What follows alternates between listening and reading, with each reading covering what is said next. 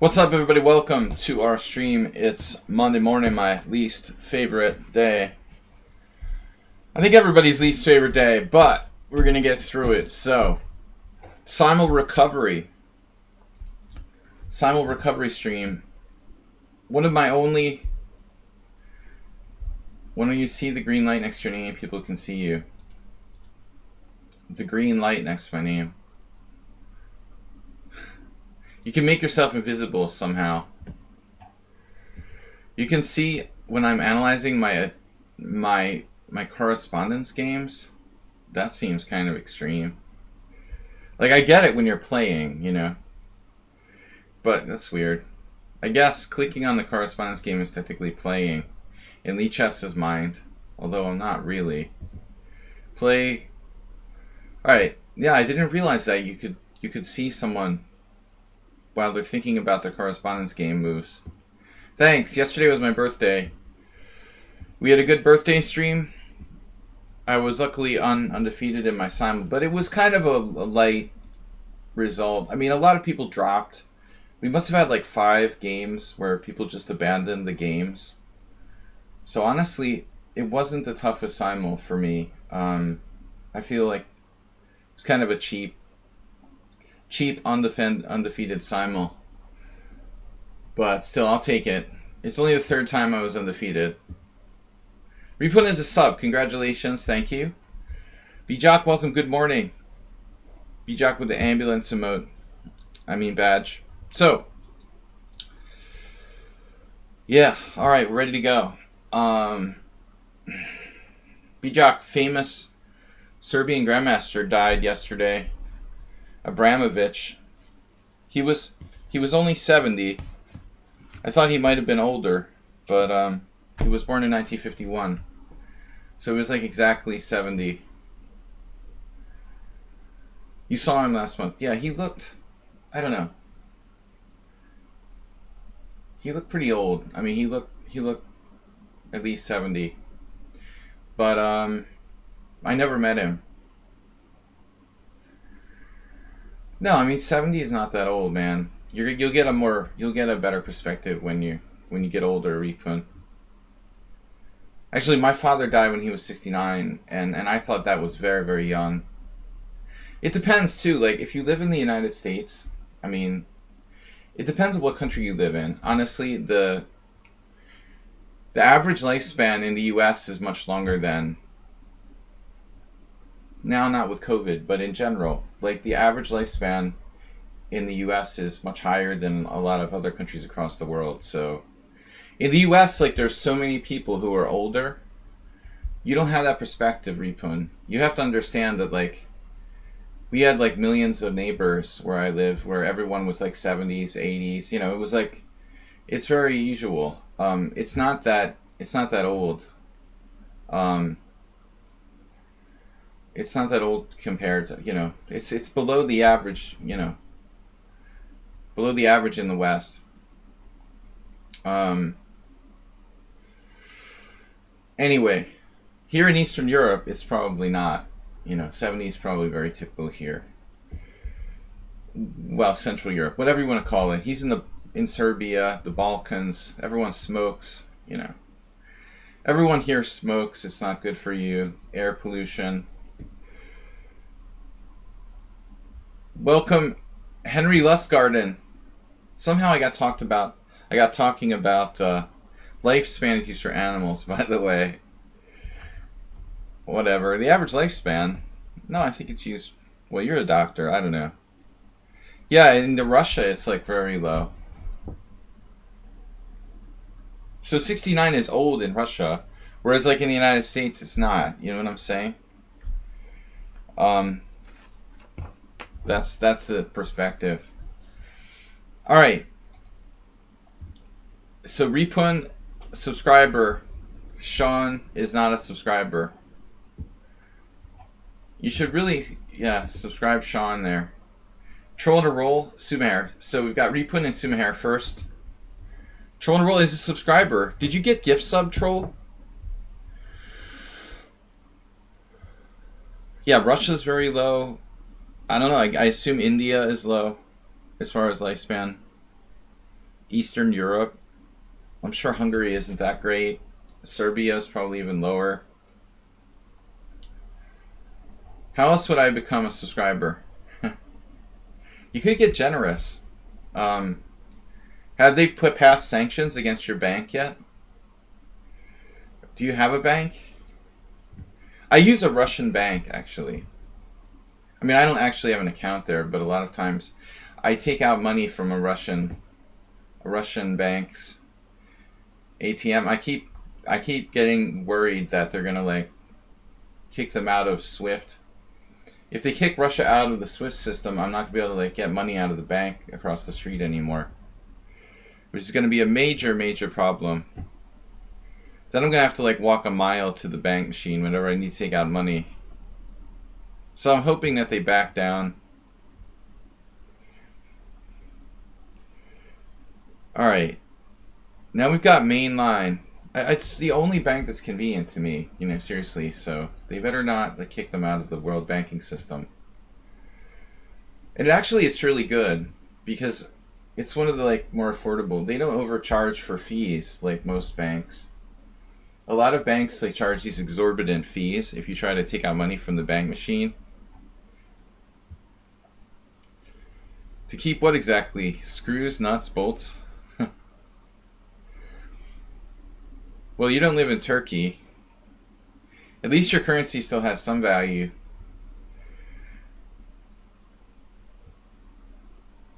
Alright. Sperm bank.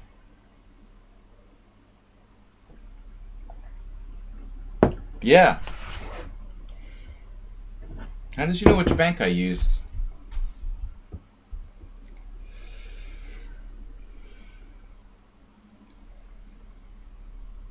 But I mean, a lot of the like European banks charge ridiculous fees.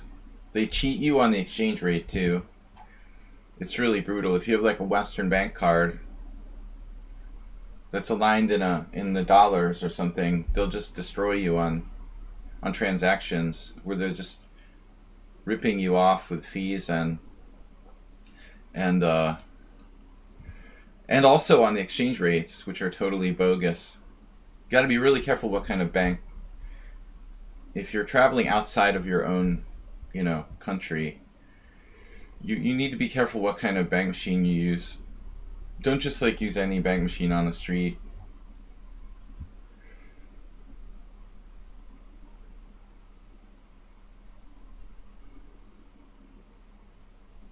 Yeah, bishop c4 is not a move in this position. So he tried to mix and match again. The master of mixing and matching.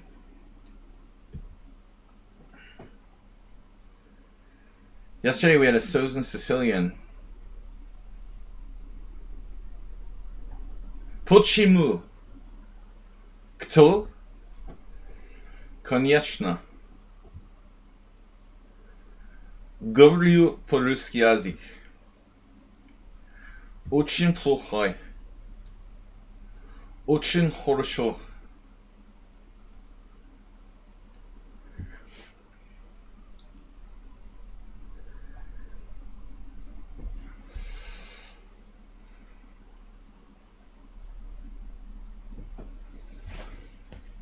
I gotta practice my Russian for the new Cold War.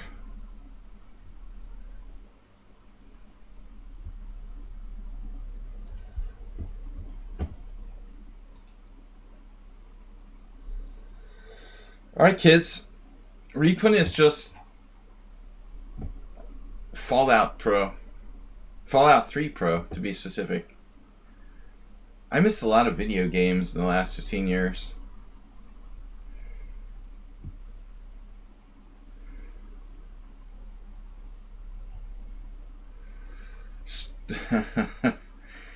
Здравствуйте.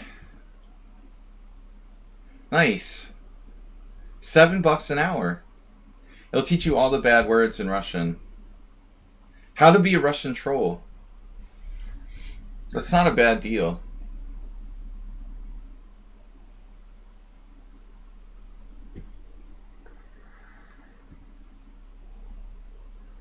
Здравствуйте.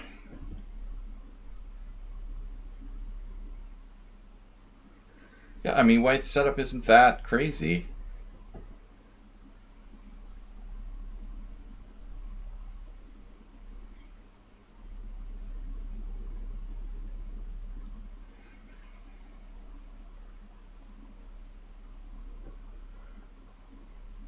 He's crazy, but his position's not. Hmm.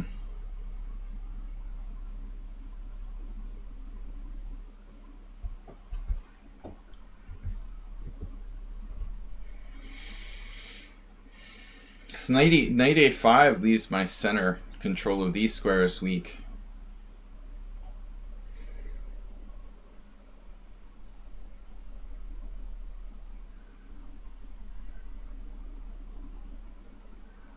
You want to communicate with old Russian chess coaches.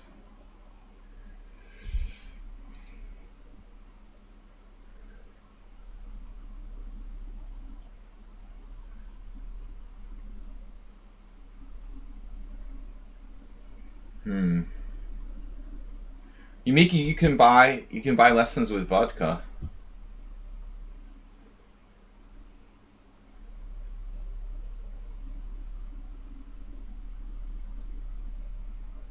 Communicate through the medium of chess. Wow. Sophisticated sentence control. He's communicating through the medium of chess. Some serious English going on. Nice use of the English language. The medium of chess. Sophisticated English.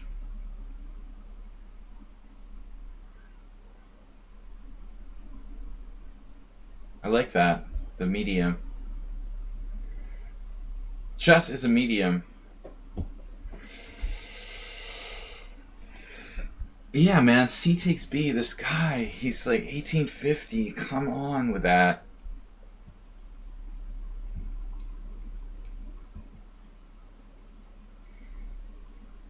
Medium is like a 6th grade science word.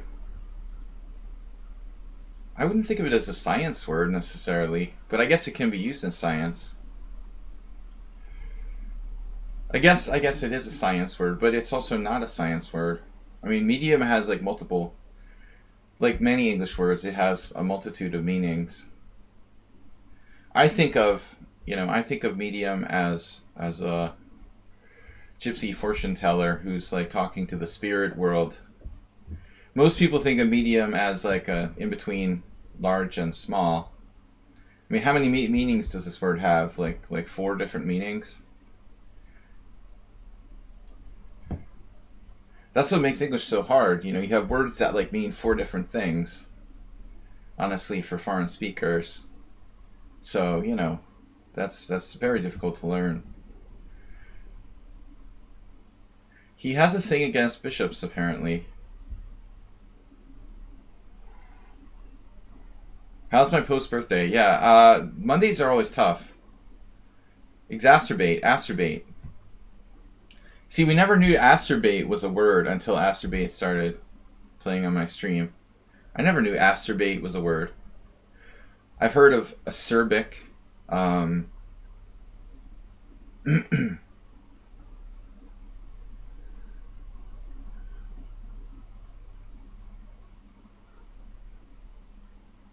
Never thought about acerbate.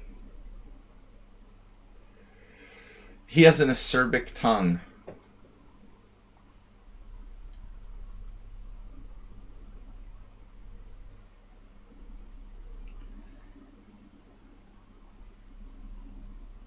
Yeah. Yeah, the acerbic tongue. He has a sharp tongue.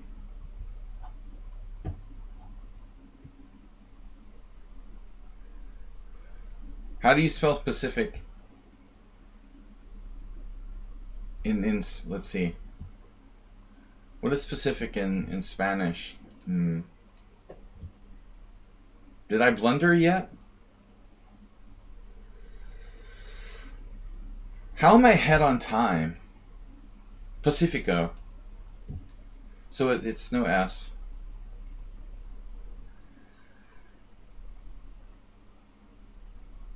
No, I mean I wouldn't. I would say this is a positional game by White for an open Sicilian. Now he dropped his queen. That's weird. He's like not really himself. I think that Repun has some sort of Dr. Jekyll, Mr. Hyde thing going on. Like he's usually super fast. That was weird. We're missing actually I think he was better. I was in trouble for one moment. I mean when I pointed to knight a5. Big hint here. Do you have e5 for a moment? I mean, honestly, he's not a big guy on calculation. Rook he1 was best. Yeah, the key is to play for e5. Lustgarten. Sounds like something from the Garden of Eden.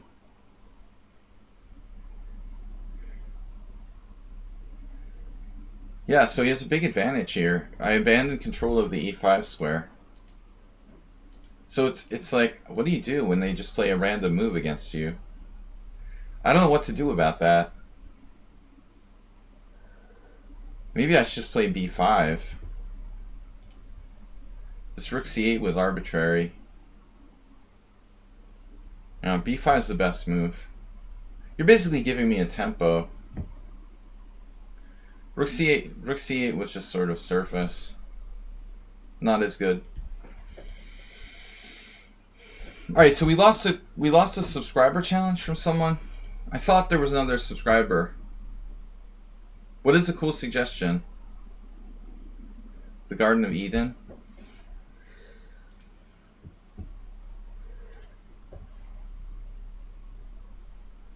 Wow, bishops are fianchettoed already.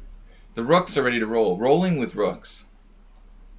Gotta be careful, troll is big on central control. Central. That should be your name, Central. He's Central. The Centrolian. Centrolian Empire. Playing the Polish. There are no openings.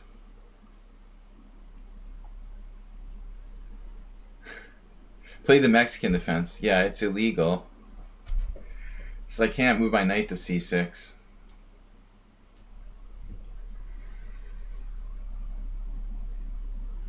He's the master of the center. I'm playing the hippo. It's a modified hippo. It's a hippo with body modifications.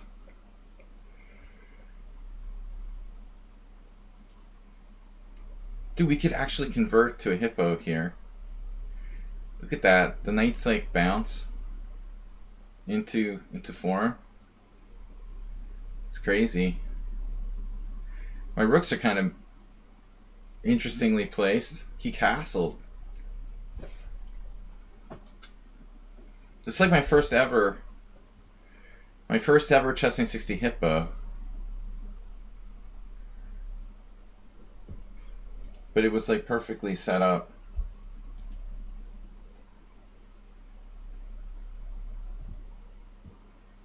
Should I castle too? It's so conventional. Hungarian we say conventionalish. Too conventional. This is risky though. Yeah, that's a little risky. I'm getting carried away here. I'm definitely getting carried away. So castles is the sensible thing to do. Right. Right, but he's got his like classic troll space advantage. Well, 6 + 4, illegal time control. You automatically are forfeited. It's supposed to be 5 + 3. Troll's living in the past. He's still living in the past.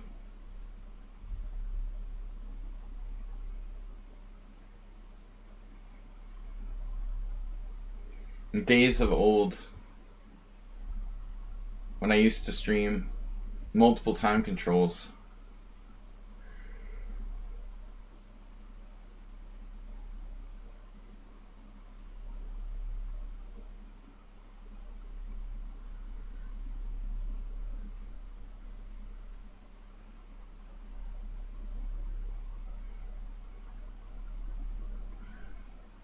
How's my driving?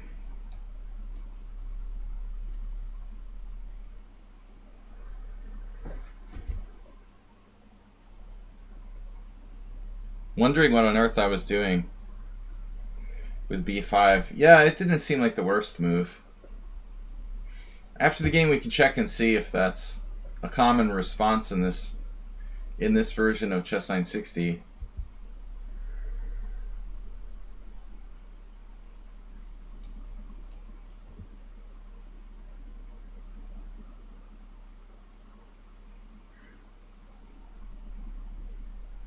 I hate playing the openings in Chess 960. I just have no talent for it. I don't know. I almost always get a disadvantage.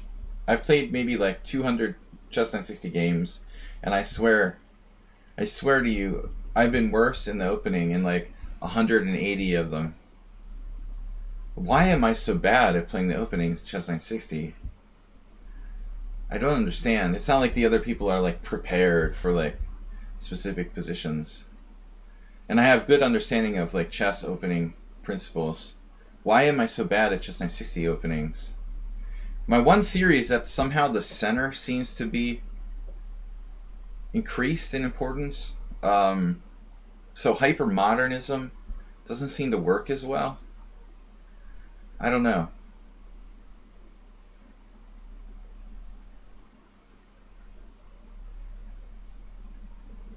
Just a theory.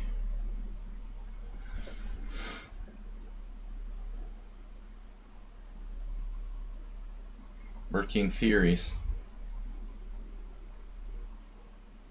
He always has the superior center. It doesn't seem to matter what color I am either. Read the Gligorich book on it? Really? He has a book on it? What are you talking about?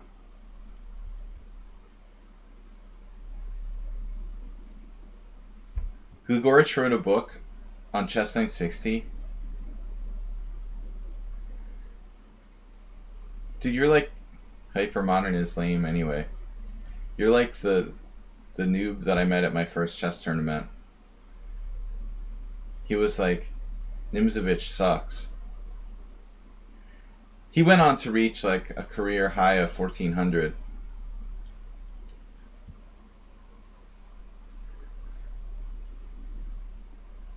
If you're at your first chess tournament and you're like, Nimzovich sucks, you know you're in trouble.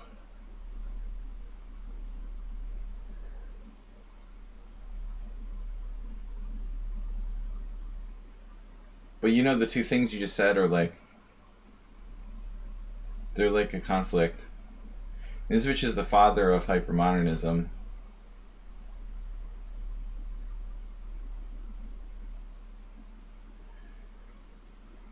You're in conflict. In conflict with yourself. Alright, never mind. I'm gonna try to concentrate.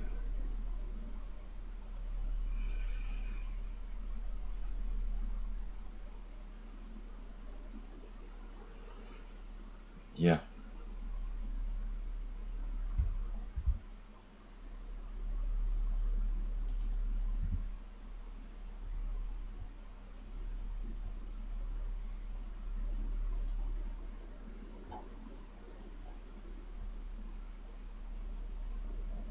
Damn. Nobody insults Nimzovich on my stream. Gets away with it. That calls for a timeout. Wasn't that good. Unbelievable. Compared to who? Like Magnus Carlsen? Jesus Christ. Seriously. Were you born yesterday? He's not that good at bullet. Magnus Carlsen can play bullet while chugging beers.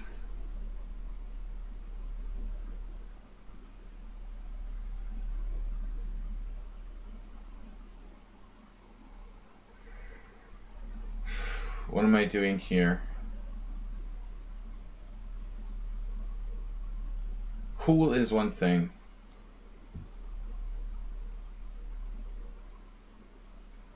You're waiting for Fred Yates? Wait a minute.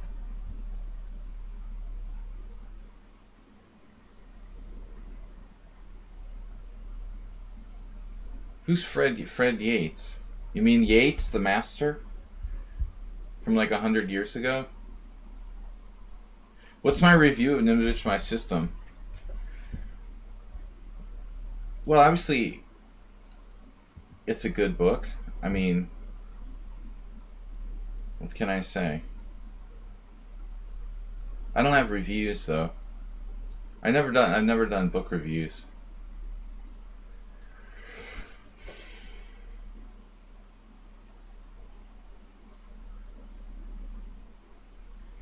I just like Nimzovich in principle.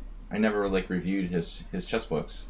I'm not saying he's like the greatest writer of all time. His principles are revolutionary, important, you know.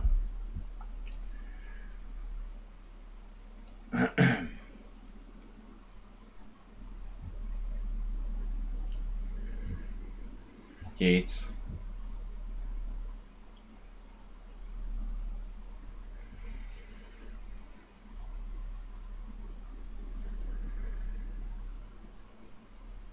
I'm not going to time out people for not knowing who Yates is. I know there was a master named Yates, but I don't know his first name. But he wasn't like a... He wasn't an A-lister like Nimzovich. You can be forgiven for not knowing Yates. Nobody insults Nimzovich. You can insult Tarash if you want to. I won't time people out for that.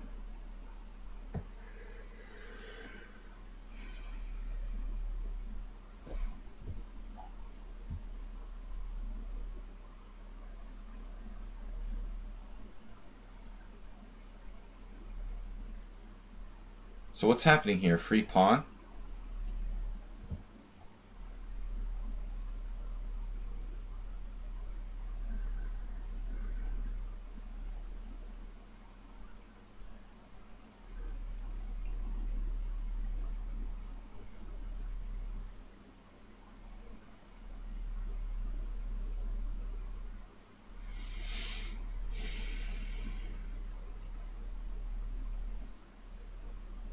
Strategic chess. I'll meet you at the f2 pawn.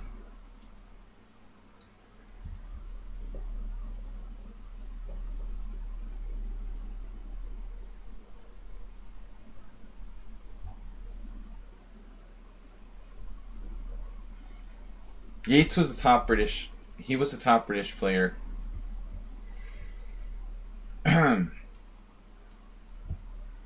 But I actually didn't know his first name. I mean, I just know him by Yates.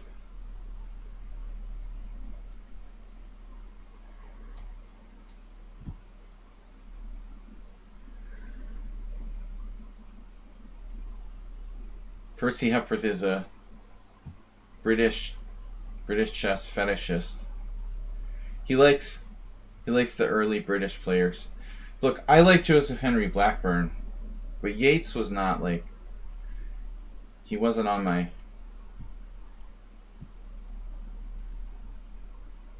hero list. Though obviously he was a good master. He was a good player. He comes from your hometown.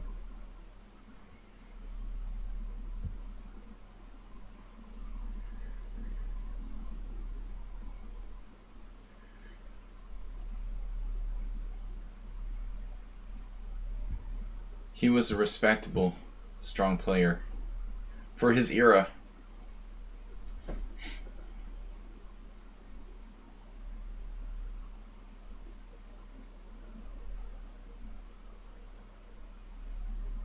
Why is my bishop on h8 anyway?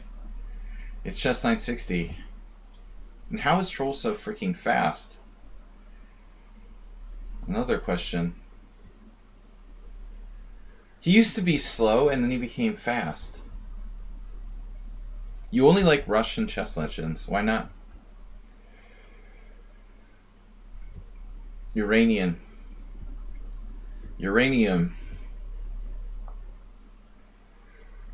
Alright.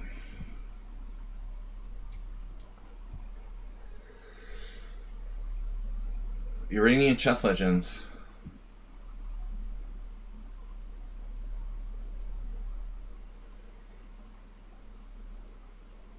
Muksudlu. Damn, dude, it's all over me.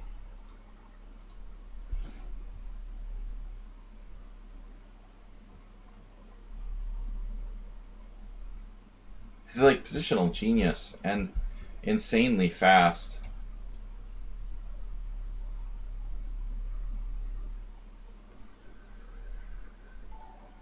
Whoa, just something happened.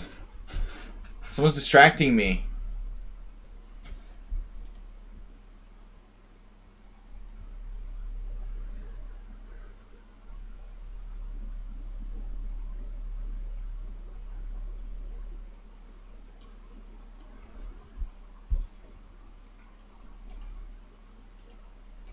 We had a raid with one viewer. A host. Hosting always freaks me out. It sounds like a parasite or something. They're hosting you. You're a host. Alright. You've been hosted.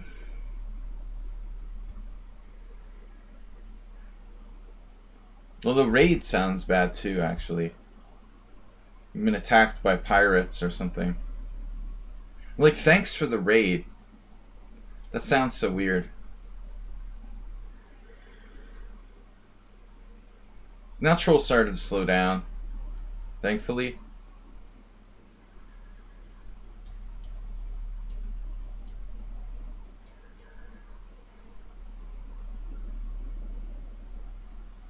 He's definitely somewhat human.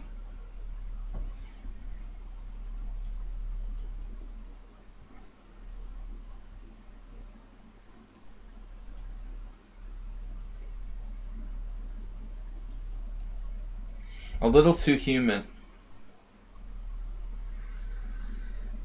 Yesterday, like, Grandmaster Popjula raided our stream at the last minute. At the end of my stream, I was in time pressure in my Simul and I missed it, and I sent him a message. Jula's a friend of mine. I didn't even realize he raided. He had like 21 viewers. Someone told me after the stream that he raided. Normally I like to call it out, you know, obviously. I don't know why I didn't see. But one viewer reminds me of going out to dinner. Table for one. You like Tartakover? I like Tartakover because of his writing. You know, he wrote 500 Master Games of Chess. You know, one of my favorite books, which by the way I never read until after I reached master level.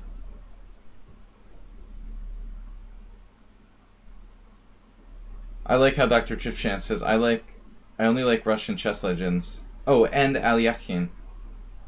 But Alyakhin is a Russian chess legend. Though he left the community. Alyakhin left his native country and moved to France eventually. Bobby was trained by studying Russian chess magazines and books, by the way. So he's Russian in his own way, Russian influenced. Why do you think that Bobby played like the Grunfeld in the King's Indian? It wasn't because he was influenced by American chess players.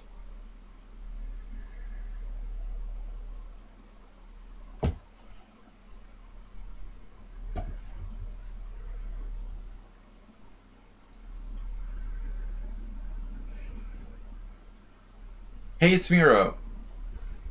Mikhail Tal Disciple is a subscriber. I need a glass. Alright. Yeah, I can't insult. You can't insult Alyakin. Or any of my favorite players. Nimzovich. But I warned you.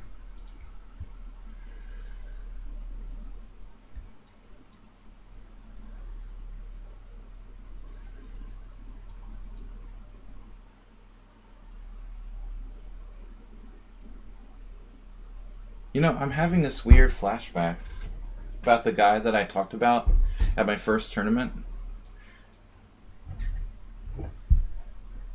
Now I'm starting to second guess myself. My own memory. I'm starting to think. You know what I'm starting to think? I was wrong. He didn't say Nimzovich sucks. Maybe he did now. Now I really can't remember. It was like 1985. I can be forgiven, right? For forgetting something from 1985. But does anyone else have this where you start changing the stories over time in your memory? And the more you reinforce the like false memory, the more it becomes real.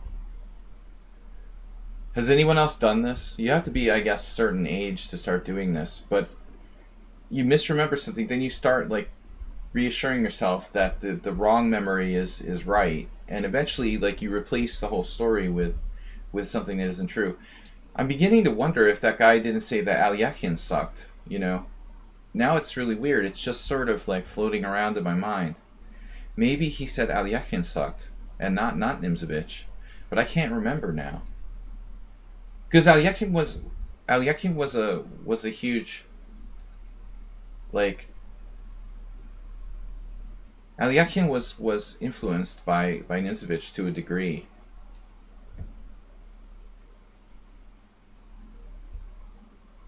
But I think he was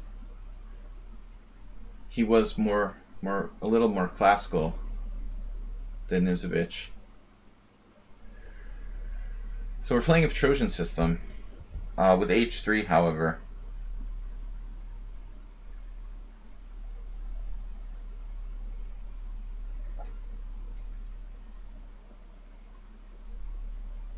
When you think about stuff multiple times, things start to change. Yeah, details start to change. I had a game in the New York Open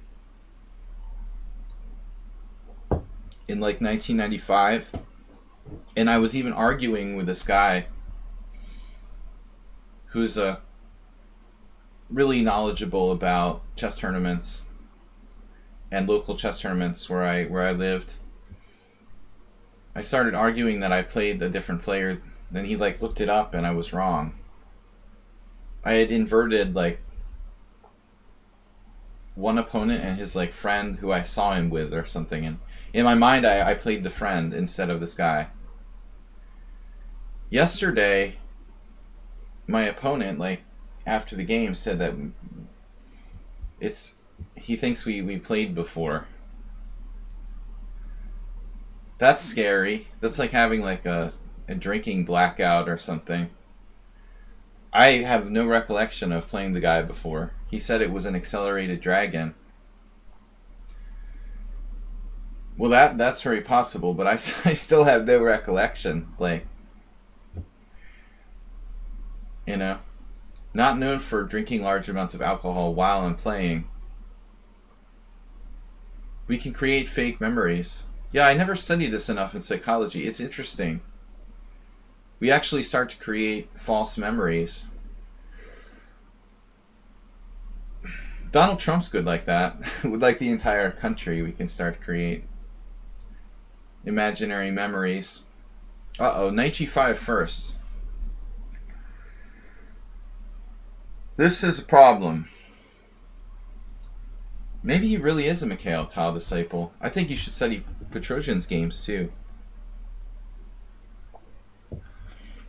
Tal was good in King's India, but he wasn't a specialist. I would say Petrosian, Geller. Tal played a lot of things. Tal was like Fischer. He played Nimzo, Benoni, King's Indian. So it looks like you're beating me to the punch here.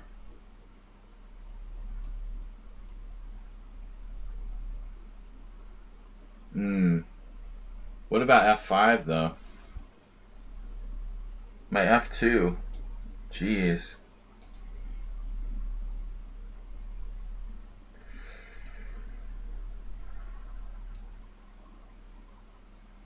This is getting kind of dodgy.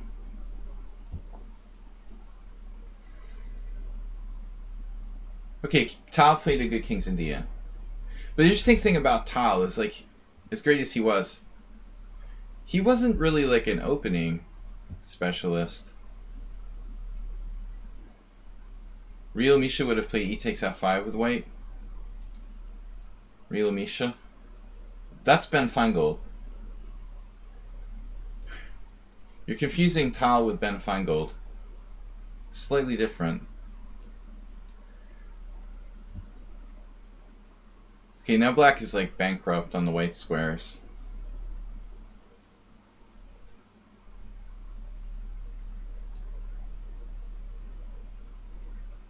The white squares are like Turkish lira.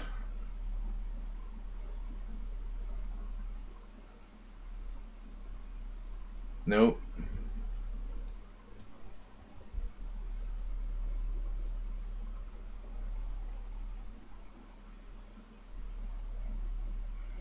It's a sad day when you realize you... Yeah. I mean, Botvinnik was a greater player than Tal. I know people are going to be upset because Tal is like this cult hero thing. He like destroyed Tal in the rematch. Tal had like no chance. Korchnoi also just owned Tal. Like, basically, once you figured him out, he was in big trouble.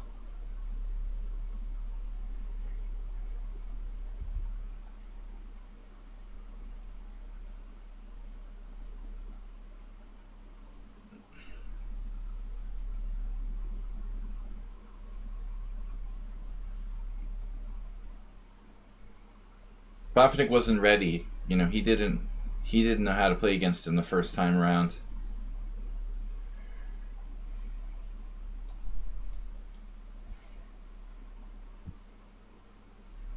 But basically, Botvinnik was just like too correct for him.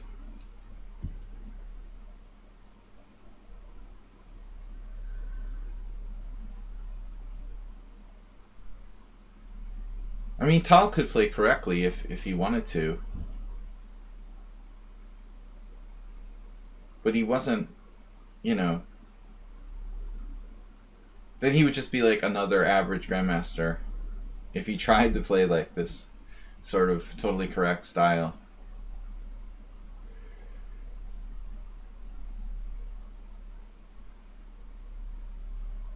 A lot of times, like, you can analyze Tal's games and like you wouldn't know the difference. You honestly wouldn't know the difference between Tal and Petrosian on an average day, you know. When will you add channel points, Perks? It'll be a cold day in hell. I'm just kidding. I don't know.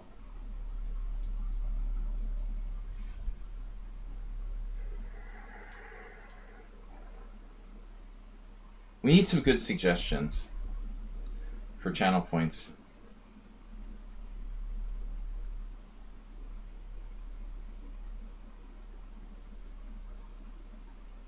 But don't ask me on a Monday morning. The number one rule of questions is don't ask it on Monday morning. When in doubt, we don't ask the question on a Monday morning. Here comes Mikhail Tal disciple. See open file.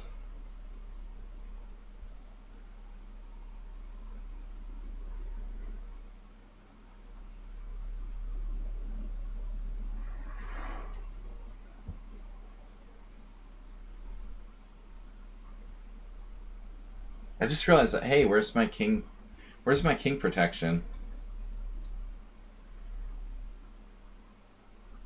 Pass. Yesterday someone played the London against me in the Simul. Wait, what happened? Oh, that was the game. Okay, I think that was the game where I... Did I just drop a piece here? Oof. How long was this move here? It just appeared when I moved my rook away. But we've got 3 connected past pawns.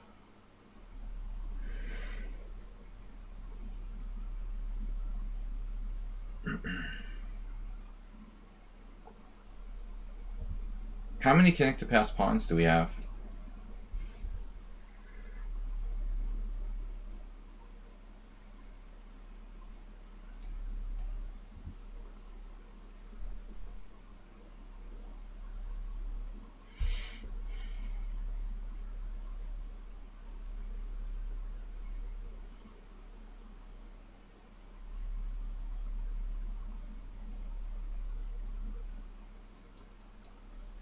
Update. Connected past pawn update. We now have 4.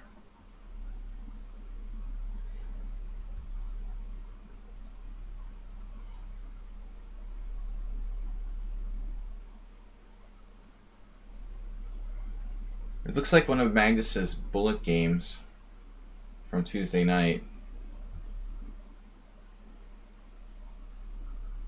He was like sadistically killing people.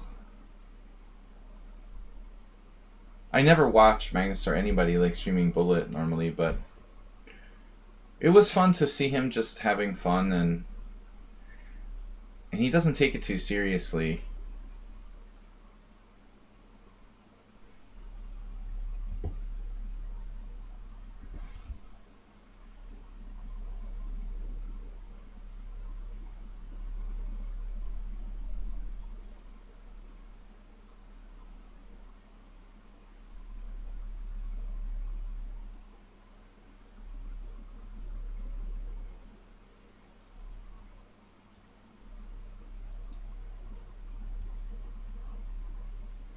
$48K, $100K.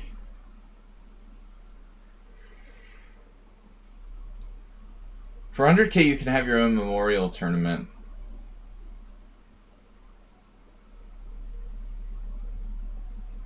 We'll memorialize you after you've passed on.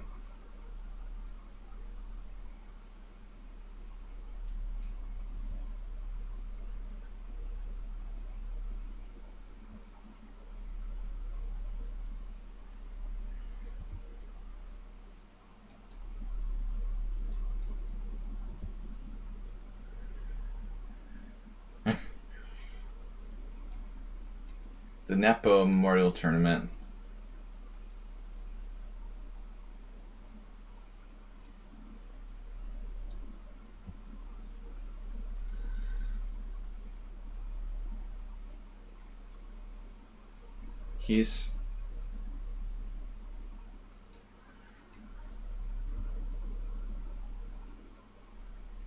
Everything's okay here.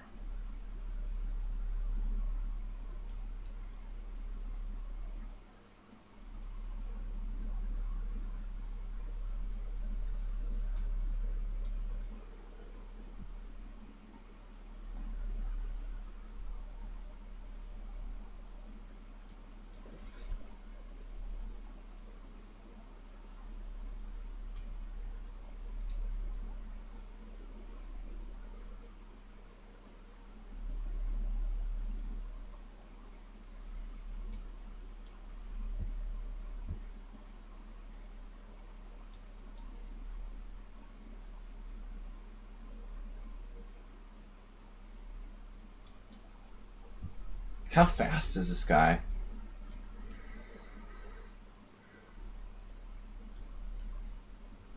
He's got serious speed.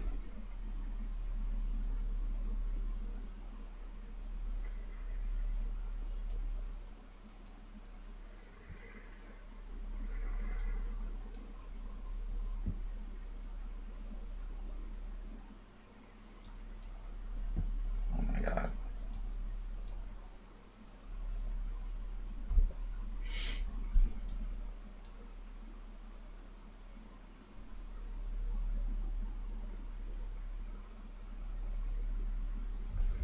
Cat Hall Disciple is only 1827 in Bullet. It's actually pretty amazing.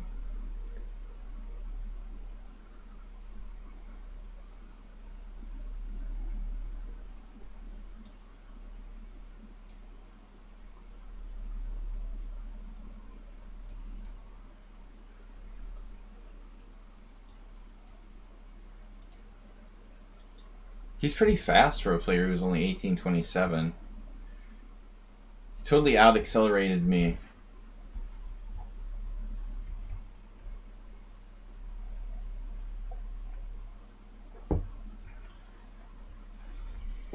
No, I mean, he played normally, but, you know, he's so quick there.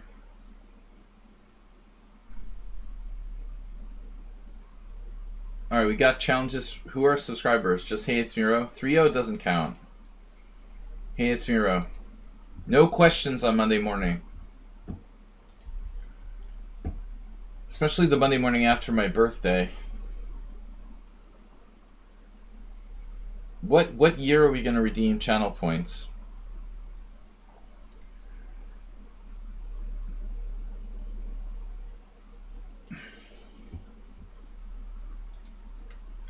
Guys, please like and subscribe over my YouTube channel.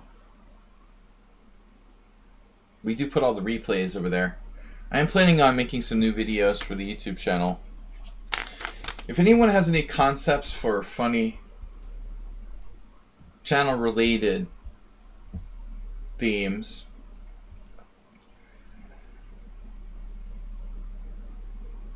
maybe a series on why the London sucks. Now, I hate like feeding the trolls. I don't want to do a series on the London, even against the London. It sort of justifies the thing.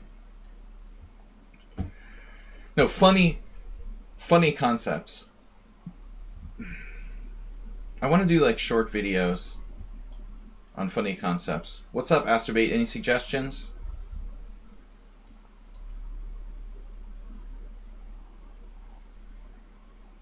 Fire on! Yeah, right. Whatever. My opponent could have played the Jabava London against me yesterday, and like, you see, he was like, nah, not gonna play that. Not gonna play that against Sladge. He didn't want to hurt my feelings. He knows how much I hate the London. So you have a choice. You can play against the London or the C3 Sicilian. Dude, that's like a nightmare. That's my choice. I can face the London or the C3 Sicilian.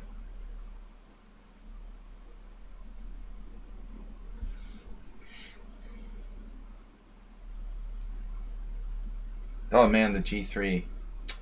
Queen C6, nice. Okay, so this is a very unusual move. He's supposed to play D5, and I think A6 is a move. I have never seen Queen B6 before. I suspect there's something wrong about that move. Only thing is, I don't know. I don't know what. I don't know what. What is the meaning of Sladgy? Sage was my dog, man. Was my dog, and it became my poker handle. But the meaning of it is, it's a slobbery form of sage. I had this huge German Shepherd, and he was very like drooly. He had a huge tongue that like hung out, and I have a picture of it on Discord. So basically, he was a really nice dog. Except when he wasn't like trying to murder other dogs. And my only real deep love for a pet, I would say, was him. And the so we used to call him Sladgy because he was like slobbery. This is going back like 20 years ago. Anyway. So it was a tribute to my ex-dog originally. So what am I doing here? Yeah, well, he was a monster. He wasn't 100% German Shepherd. I suspect he was like half Rottweiler and half German Shepherd. Although we just adopted him. So he had a much bigger frame than a typical German Shepherd. He was more barrel shaped. I mean, Dr. Shipchance is a vet, so he knows about animals. His body was, German Shepherd's chests, they're not that barrel shaped. He had more of like a Rottweiler sort of body form, but he basically looked like a German Shepherd. He did a lot of funny things. He had a very funny personality. My favorite thing that he did was he had separation anxiety because his previous owners were like abusive. I guess he just left him alone for long periods of time and didn't come back. So, what am I doing here? He was afraid we would leave him. And basically, in order to compensate for that, he would like bark and bark and bark if he tried to leave. But the funniest thing that he did, which was very smart, if he sensed that someone was going to go out, he would steal your shoes. Which I thought was really... I'd never seen another dog that did that, This is like... I mean, very intelligent. You're actually preemptively, It's like... He's thinking about it, he's preparing, and he's like anticipating something will happen and taking action to like prevent it from happening. I mean, that's pretty exceptional, I think. Have you ever seen that with other dogs? I mean, I guess it happens. It's probably just not that common. We'd be like, where the hell is my other shoe? He wasn't just playing with them. I mean, he purposely did it because of the separation anxiety. It would like be in the corner somewhere. I think that's pretty intelligent. Alright, what is Mira doing? It's Weird Wednesday. Do I have a pet now? Just guinea pigs. I have some fish and guinea pigs. Well, my kids do. But the problem with him was he had a lot of aggression toward other dogs. It was very difficult. He was very difficult. He was very aggressive. He would attack other dogs. And he would even do like displaced aggression. So if he's on one side of the street and there's another dog he feels threatened by, I would walk in with we had other dogs, and if I walked the dogs together, like he would bite his friends as like a biting substitute. If he couldn't reach the dog across the street, he would take out his anger on the dog that was his friend, It's funny when you see humans do these kind of behaviors. But it's funny when you see a dog do this type of thing. Blatantly attacking your friend because you can't attack the enemy, That's just not right.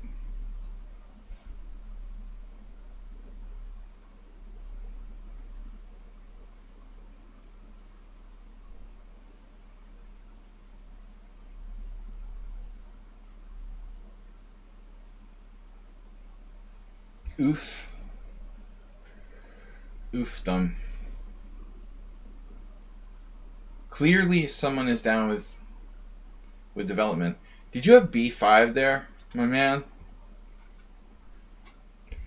I was really, really worried about B5 here. But Hayes Miro did not opt for development.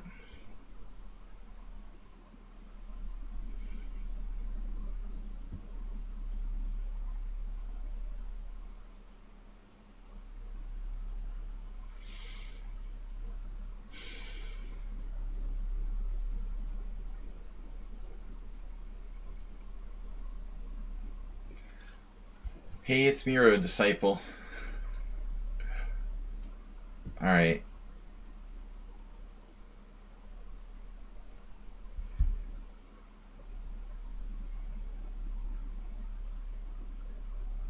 I think he had B5 earlier. But he was the most intelligent dog I had. Because I had dogs like growing up, but they weren't that smart.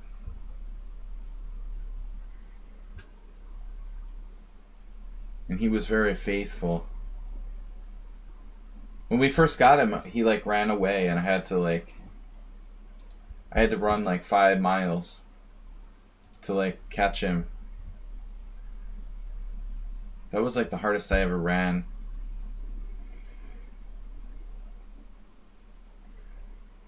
He tried to like I think run back to wherever he came from. He was very confused. We got him from a shelter. Queen sacrifice. Another day in paradise. How's your banana farm?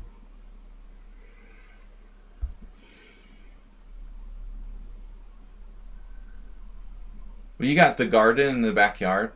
Juicebox Wizard, you sent me a message you're moving back to the city.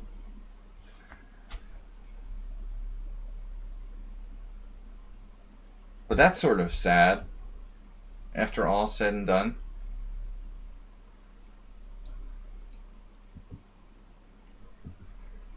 Thought you lived in paradise, and now you're moving back to the city.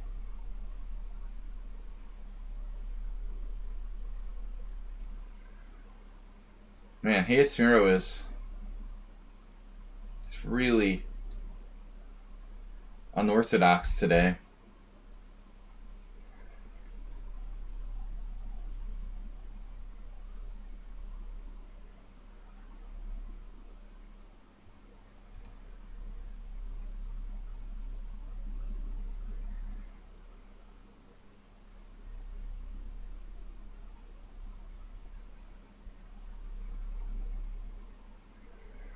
Alright, TM Sean.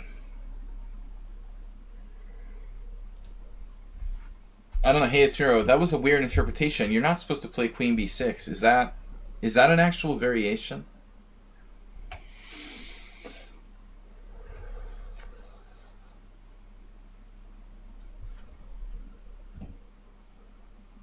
Development, pushing out another, destroying another wonderful habitat.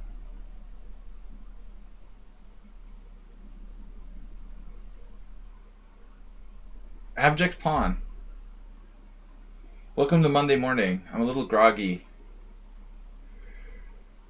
Yesterday we had a tough day. It was my birthday. Again, the B3. Yesterday I had a game where I took here. I don't like it that much. It opens the B file. Ended up being kind of weird. So you played pawn takes pawn. Okay. Yesterday I had E6. Pawn takes E6.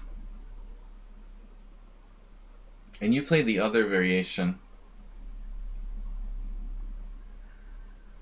Other.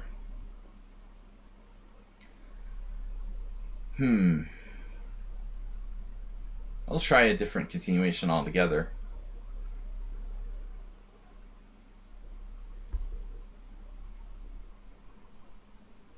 I was just joking about the banana trees, and it turns out it was true. Knight C3. Oh man, I don't know what this is. This is really Twilight Zone-y. Whoa, no way. Your birthday is December 19th too? You, me, and Michael Shahadi. I sent Mike Shahadi a birthday wish yesterday of happy birthday to you and me. Jen Shahadi's father is 75.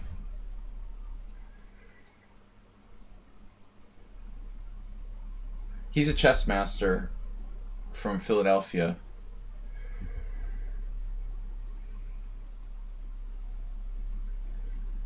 I played him back in the late 80s, I think.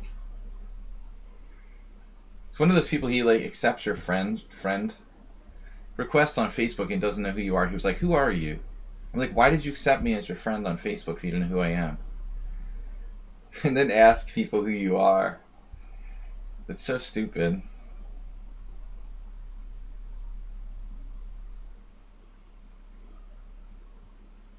But I'm not talking about, I'm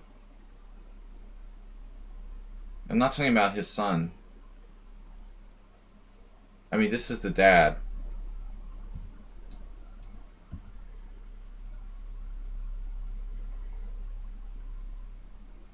He's a tough guy. He did a lot of Iron Man. He did a lot of Iron Man competitions.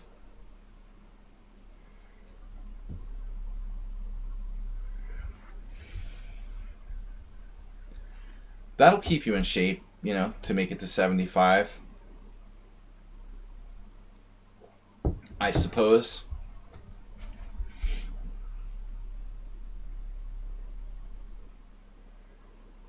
If you want to live to 75, if it doesn't kill you, it'll probably make you tougher.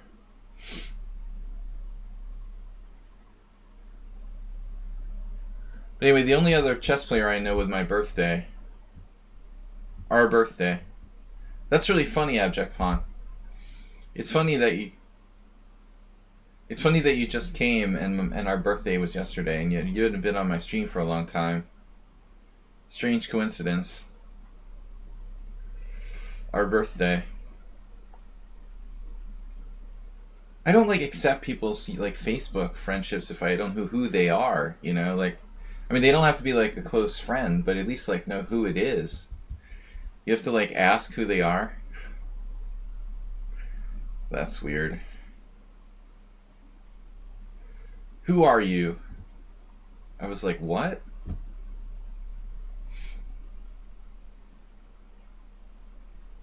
I wouldn't even tell him. I was giving him cryptic clues. Okay, you shouldn't mess with 70-year-old people. 70-year-old people and the internet and technology don't go that well together. Although I saw this 80-year-old lady using her cell phone yesterday. On the street. See, my mom never could have handled a smartphone. She was 80 and she had a sort of older mobile phone.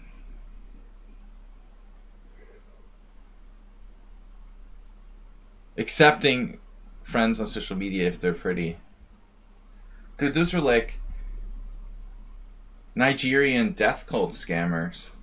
Are you serious?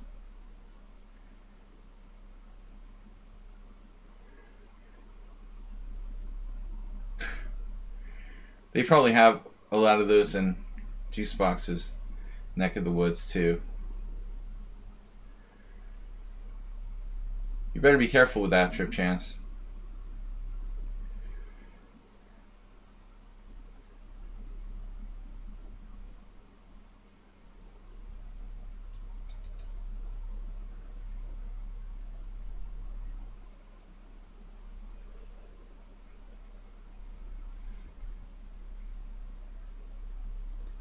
I always get these invites on Facebook that are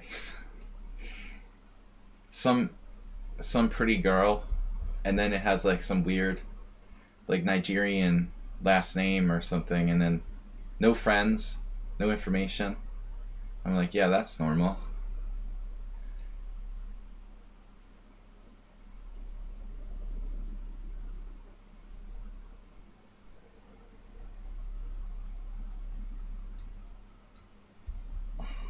Right.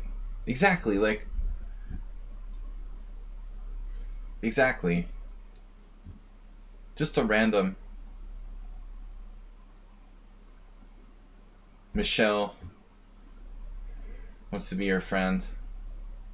Please transfer your bank account number the next time we talk. Dude, do you know how serious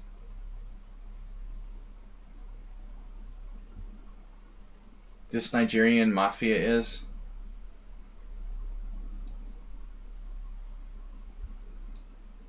They're all over the globe.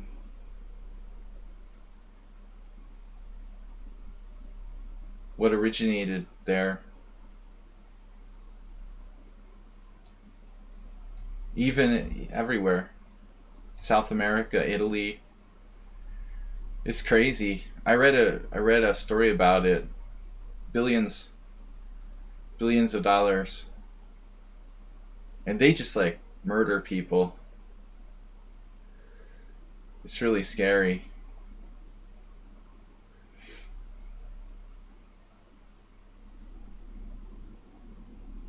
I mean, I have like legitimate Nigerian friends, or at least one or two, but this the stuff that you read about is really frightening. It's basically become like a worldwide mafia network that started out in Nigeria,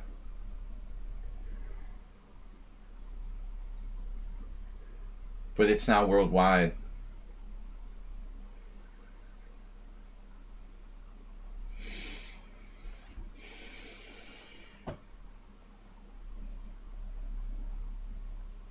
Sean is not a sheep. Could sack the queen here.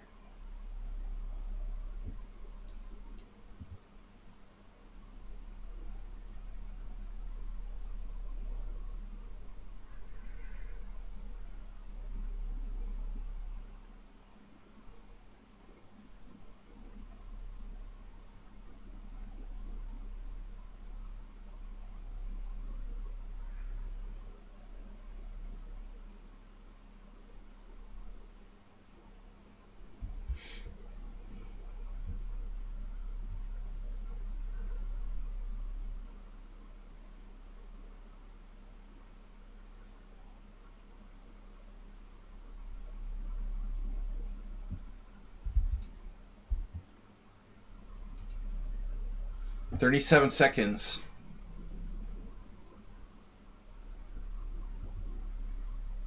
Yeah, I have no contact with my friends from high school virtually. It's amazing.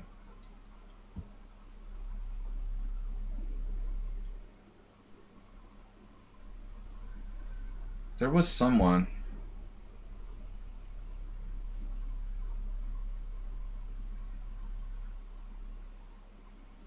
This is getting weirder and weirder by the minute.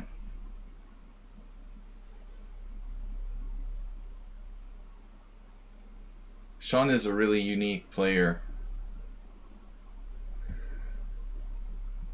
Yeah, Facebook is really sketch. I was like one of the last people to start using Facebook too. I really didn't even create a Facebook until like 5 years ago. And I'm not that into social media.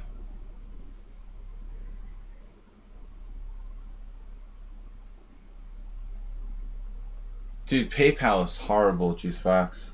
They send me letters in the mail like every 2 weeks. Every time you try to log in, there's an ad for something. It's unbelievable. No, PayPal like recently started to be out of control with the promotions and stuff.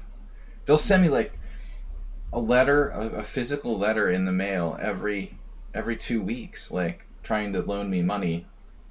It's like, what are you doing? I think they must have something must have changed over there, basically. New management running the.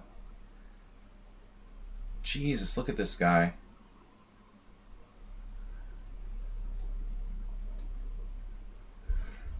I don't know. He's not 1694, as I said many times. I'm in trouble here. It looks like maybe.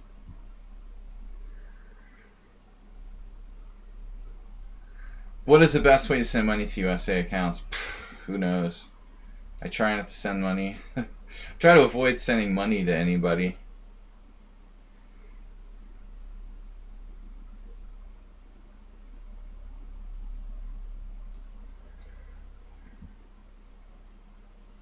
I mean, I used PayPal for a long time, but the promotions from them have gotten out of control. It's really, really annoying. But I've never had a problem with it, like technically. I can't really complain.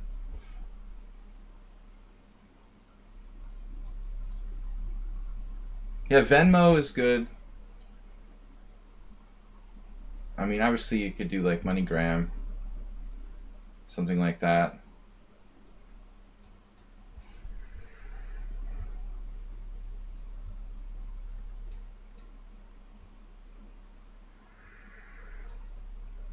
Well, what about they're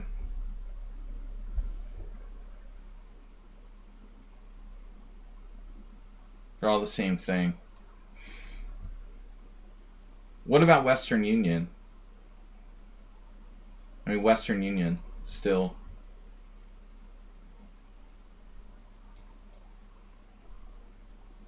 Still like the gold standard. Is it more expensive? Yeah, you would know, Juicebox. They sell your personal information. Nice. And you get beat up while standing in line waiting to collect your money.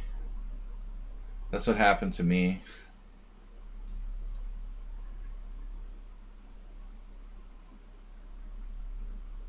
That was a long story. It actually had nothing to do with me, but I was in the wrong place at the wrong time. All right. We've got it was back in the wild era here, back in the late 90s. No, Western Union's outdated. Venmo, what about I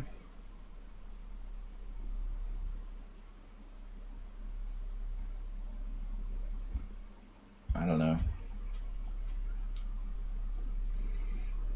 I never send money abroad. Boco do Inferno.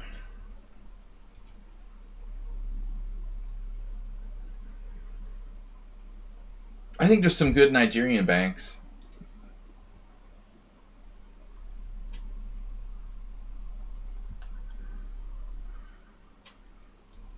That do online transfer. Yeah.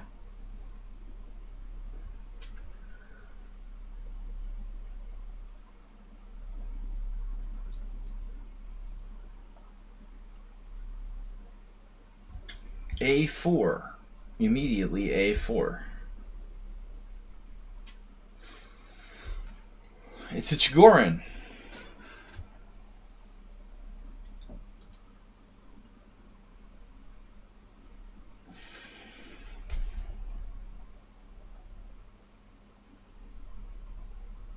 Yeah, I'll try to compose a list of the best Nigerian banks to do business with later. I'll send you some links, Dr. Chip Chance.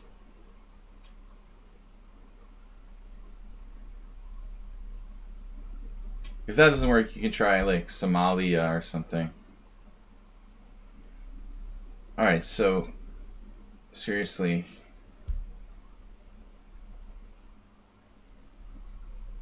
I guess I'm supposed to play knight a5. What would be the point of this otherwise? Not really a great setup, I guess.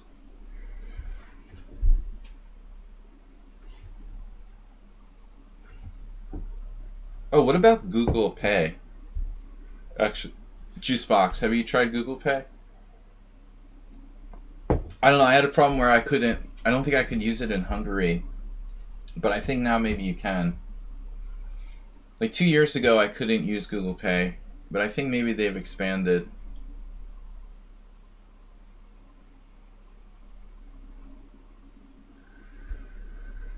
Yeah, I mean, Western Union, I don't know. That used to be the gold standard 20 years ago. But I guess they're at least trustworthy. They can't keep up with like mobile apps and stuff. It's kind of like the Internet Chess Club. It's the Internet Chess Club of money transfer.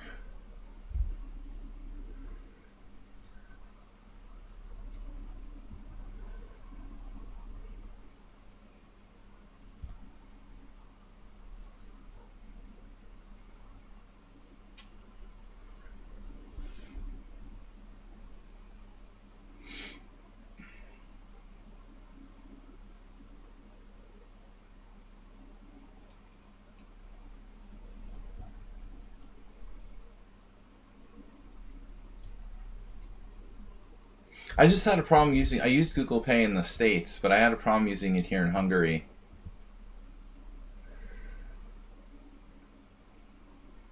It's actually difficult to Western Union money to Russia. Dude, if Russia continues down the path they're going, they could get kicked out of the SWIFT banking system.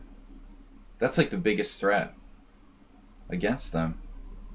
That would so devastate them. To get kicked out of SWIFT banking would be a serious problem.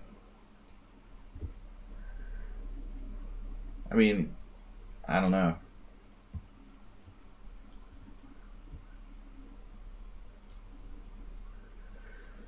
Should I take with a pawn here?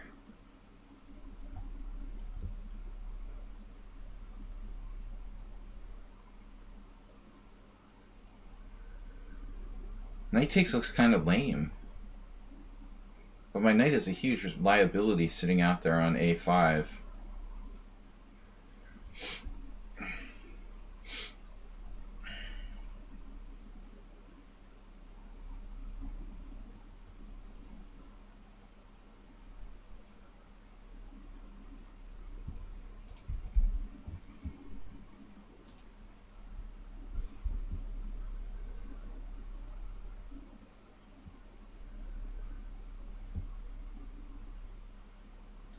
Yeah, people shouldn't even have money anyway.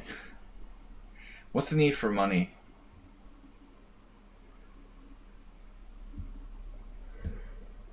When you become a billionaire, you just get rounded up and arrested anyway.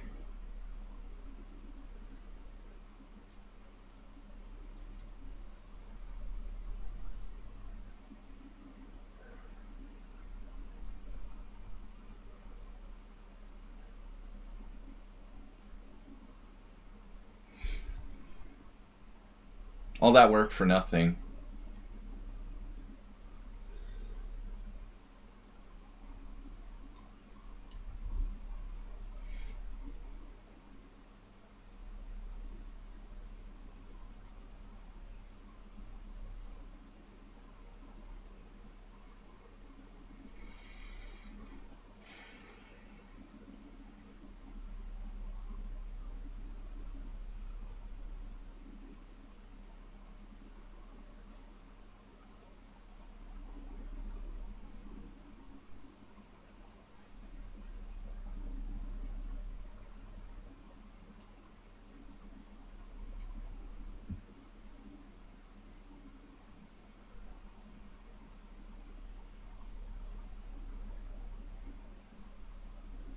Imagine like spending your life becoming a billionaire in China just to get like arrested and thrown in jail. Great. Should have been a chess player instead.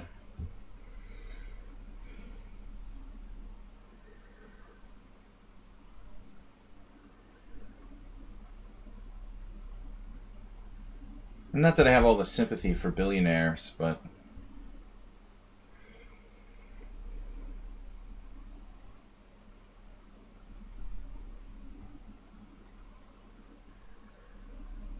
I love billionaires. Especially Sinkfield for taking over the US championship.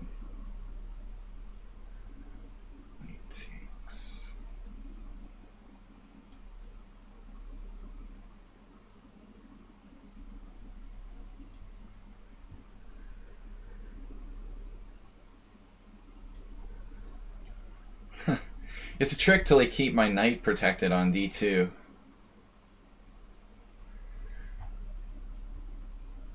Yeah, you can't say something like you were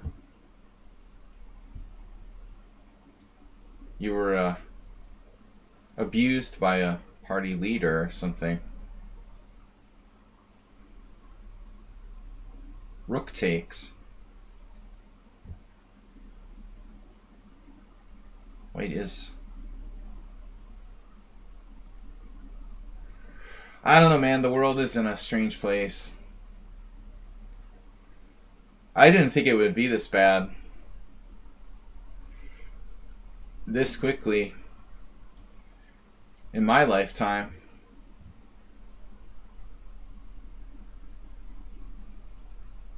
I feel like my parents... Oh, man. These old people are always complaining how bad the world looks.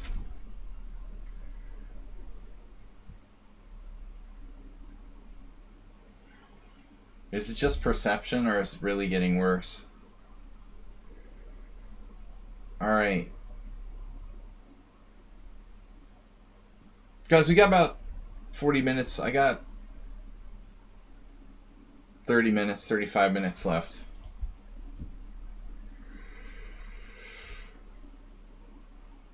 Generation X. Our only hope is Elon Musk. He's gonna save the world. Times Man of the Year. I was thinking, like, not to like berate South Africa, but what did we get from South Africa lately? Trevor Noah, Elon Musk, and Omicron. Like, 1 out of 3 good things isn't bad. At least Trevor Noah is funny, but the other 2, nothing but problems.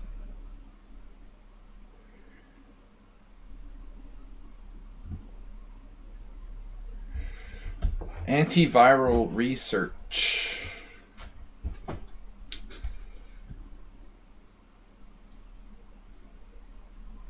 Okay, I can't play c3 here. That's a blunder. Sorry for playing the boring Joko piano. I don't know what got into me. Occasionally I will do this. This is a good player. Oh, I lost to them already once. Wow. I don't know why people play h6. I mean, it's not a bad move, I guess. It's a little slow, it's a little weakening. But objectively, it's probably okay.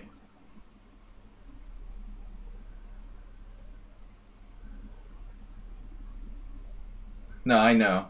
It's just a joke. The Omicron could be from somewhere else. But I mean, honestly, it's most likely from a place where there's very low vaccine uptake, I would think. More chance of variants emerging in a place like South Africa than like Europe.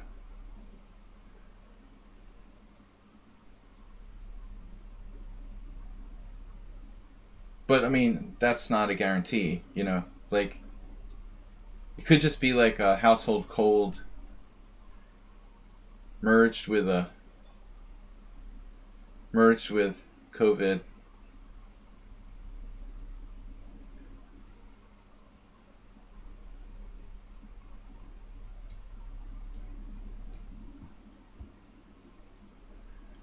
Yeah, you just gotta hope that it's really less.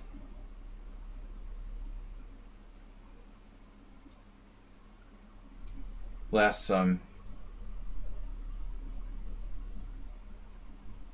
dangerous.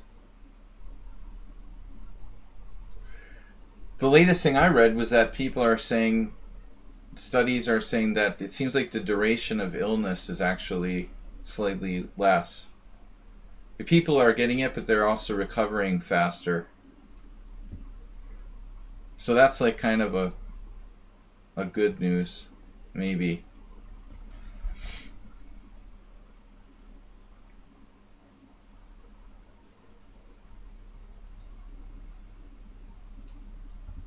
Who is this player? And I lost to them once? Was that like a perfect game or something?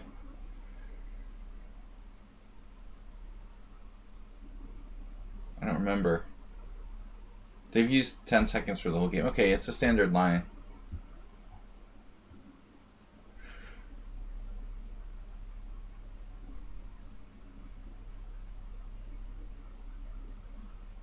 But it's a big problem that it's evading all the other vaccines except for Pfizer and Moderna. I mean, personally, I'm lucky that I got Moderna, but that doesn't matter for other people. I mean, it's going to be a huge problem. Tons of people were vaccinated by Sinopharm, and it could all be for nothing, Even Johnson & Johnson and AstraZeneca may not give you that much protection. against Omicron. Yeah, we're lucky. I mean, I'm lucky here in Hungary that they've taken the vaccines pretty seriously, because that's definitely not the case everywhere.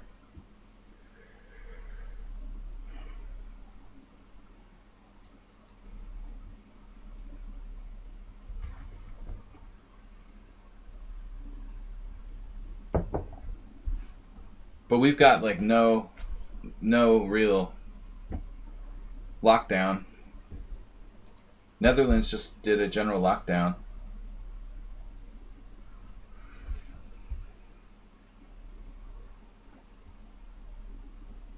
Damn, Juicebox.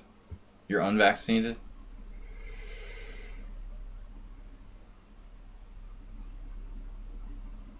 You can't, like, find, like, a private doctor that you would trust? I mean, all they have here is a Sinopharm. Yeah, at this point it may be. Did you ever think about flying home, getting vaccinated, and going back? I mean, a lot of expats have done that. Why don't you just go home and then go back? If you can afford it.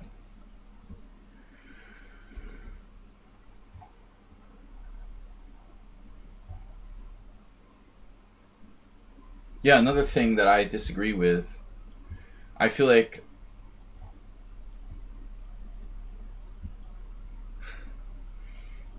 that's devaccinated. Troll in a roll.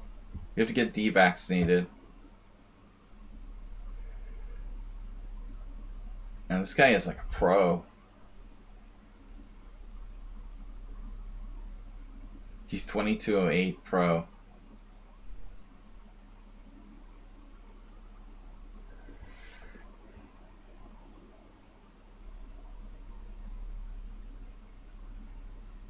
I'm running out of things to do and I'm just gonna like lose on time.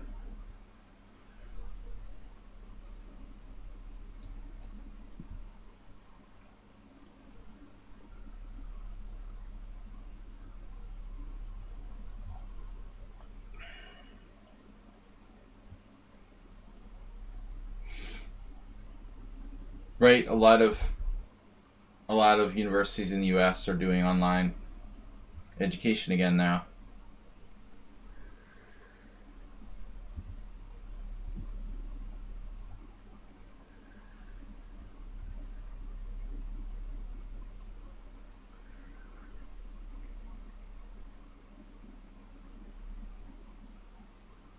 I don't know what's going to happen here. We haven't had a big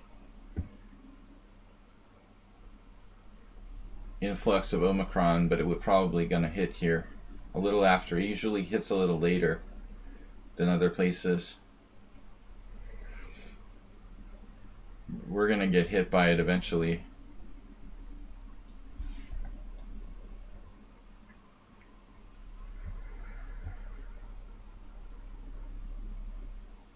Another thing I was thinking, Juicebox, you know, there have been a lot of people who've complained about like American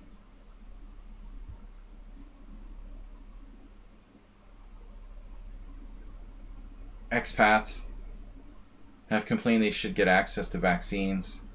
Like the U.S. Embassy should do something about citizens abroad. What are your feelings about that? Do you think like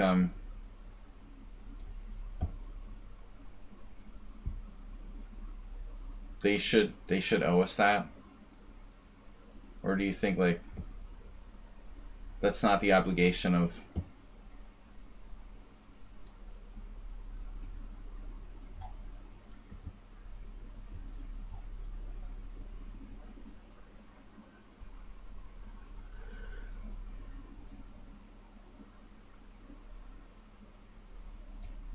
Man, this guy is so fast.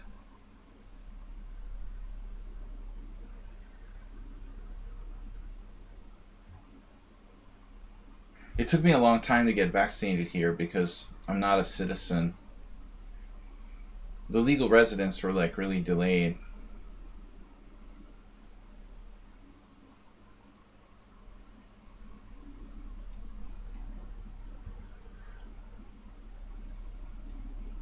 Basically, this guy's insanely fast and good.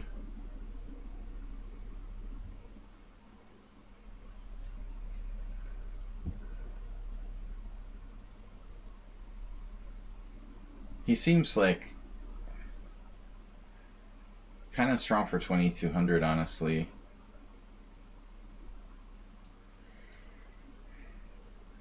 A little too strong for 2200 even.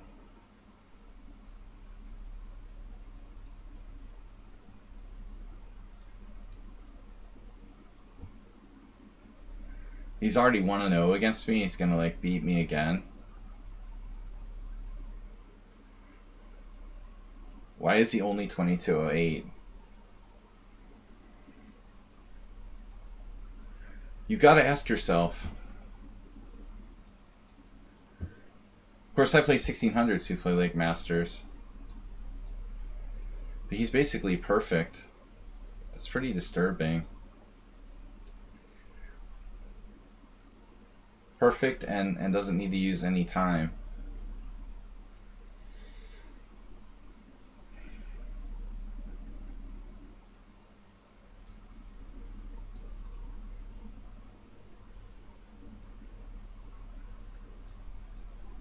Virtually perfect. It's a bit over the top.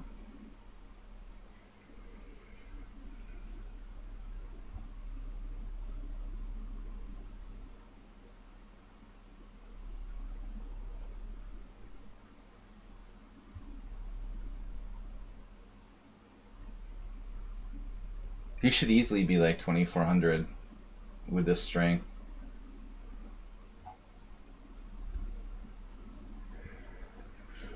A lawless place. Imagine that. Yeah, he's basically like perfect, perfect, perfect.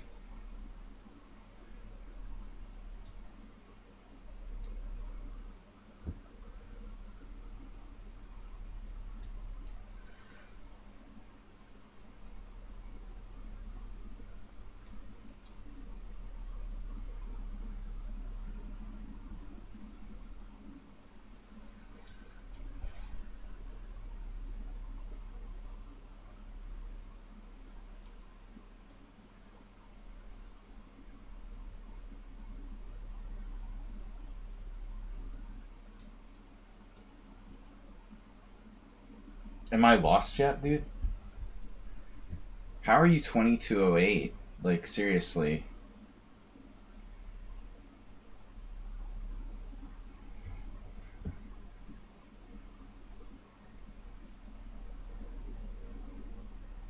I want to analyze this game and the previous one against him. He's way too strong to be 2208. 2208 is... makes mistakes.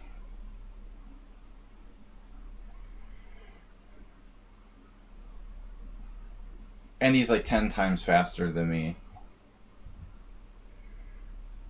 Yeah, I'm lucky if I can draw.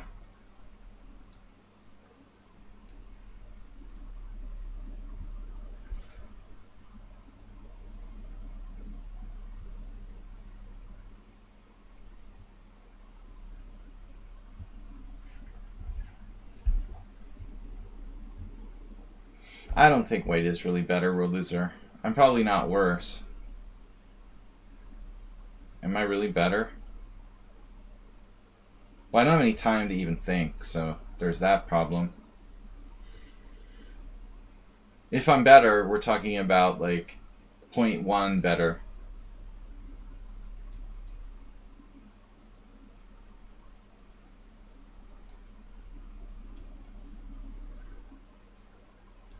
Jeez. Look how fast he is. It's like ridiculous. Are you kidding me? How is he 2208? There's no freaking way. You'd be like 2500 easy.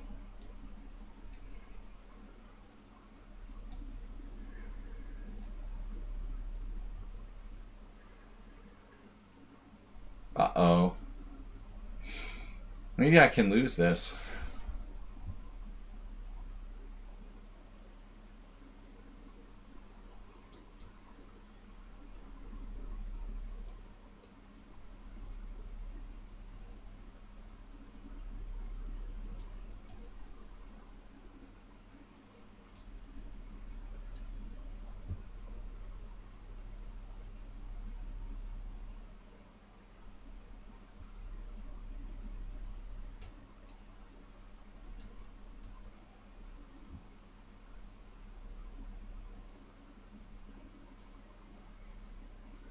There's no way this guy is 2208.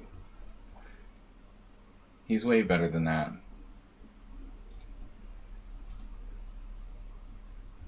I mean, seriously. Chess 960, 1744. That's suspicious. Puzzle Storm 59. It's consistent, but with his speed and strength, he would be at least 2450. Yeah, you're. I don't understand how you could be 2208 with that speed and that strength of play. You're at least 200 rating points underrated. Do you like keep your rating down on purpose or something? How could you be 2208? I mean, that's an extremely low rating for your strength and speed. You're like stronger than me and faster. Or at least as strong as me, but 3 times as fast. No, the rating is really low.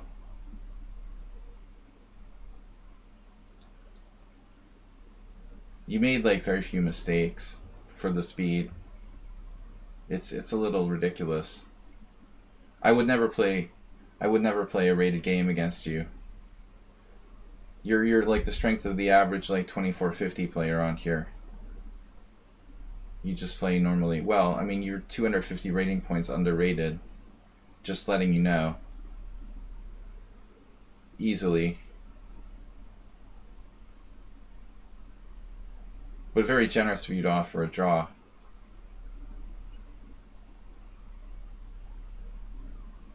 And you're 59 in Puzzle Storm, but you're 2200. That's like an average Grandmaster puzzle score, I would say. A 59 puzzle, 50, 60 puzzle score is GM. Average Grandmaster. No, I mean, some other players make it, but 70 and you're getting to be like, if you get up to 70 on the puzzle storm, you're probably like 2700 in bullet.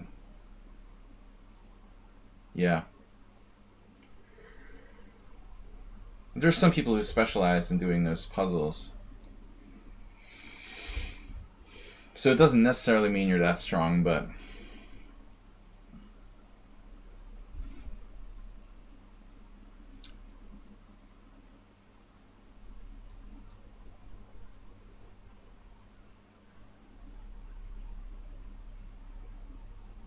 I gotta go, guys, after this game.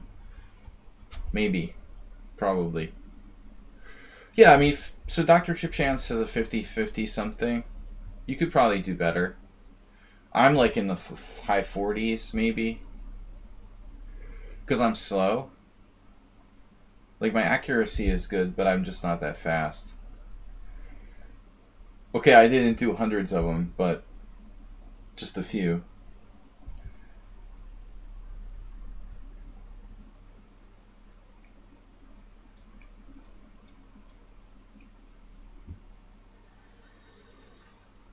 Uh-oh.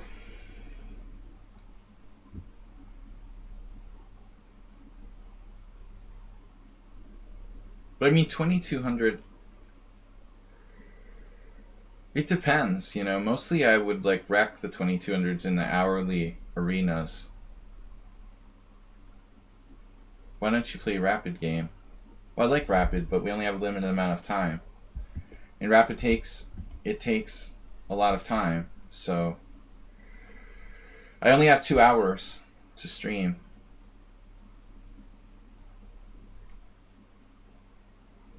I like Rapid better. I mean, I like longer games better. So I had to play an exact move, but I was +2 in that game.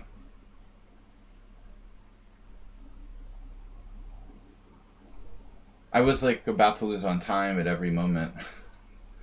Yeah.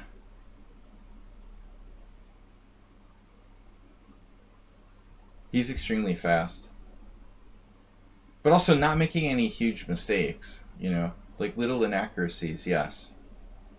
But still, he would He would be way stronger than the average hourly arena 2200. I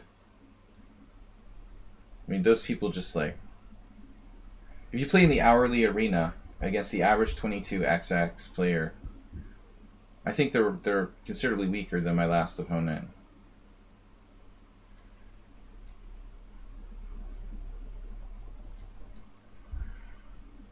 Well, at least if you look at it not just in pure chess strength, but combining time and strength, you know, you have to put time into the equation. I have no time, you know. He can afford to gamble and make, you know, mistakes, because I literally have 5 seconds per move, essentially 3 seconds per move at the end. I can't even calculate, you know, properly at that point anymore.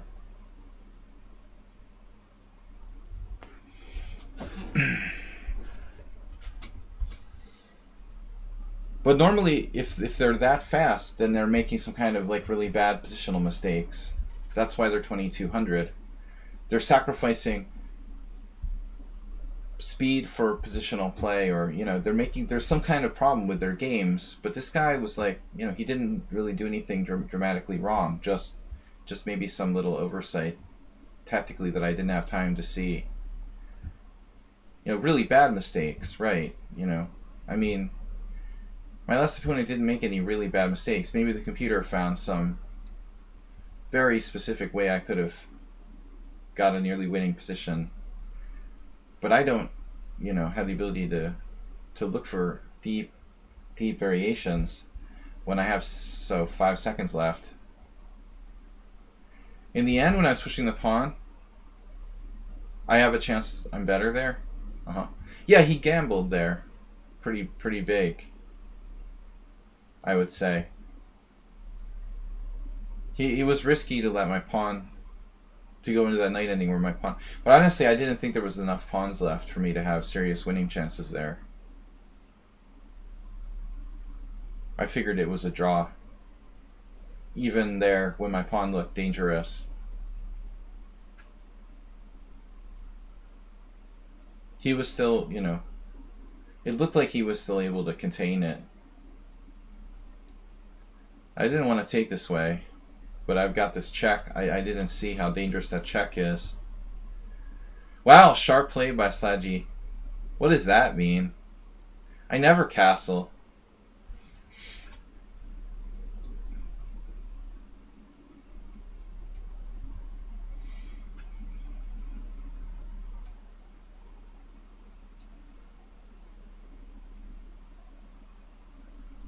You know, I love not castling. Rook takes, rook takes. Rook takes, rook takes. Rook takes, rook takes, queen c6.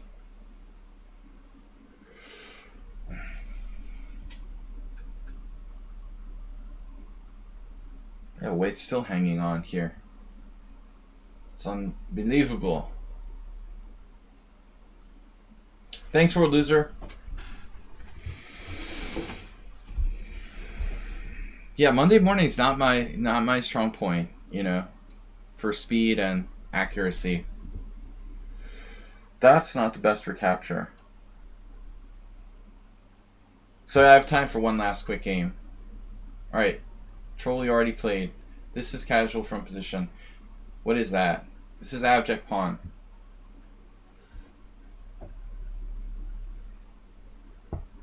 Knight takes, abject pawn, knight takes what? Knight takes what? He's got a couple knight takes, right? Knight takes e6 or knight takes either pawn. I don't know. I probably have to take. I also have queen c6 ideas. You know, one of the main things was this mating pattern with queen c6, right?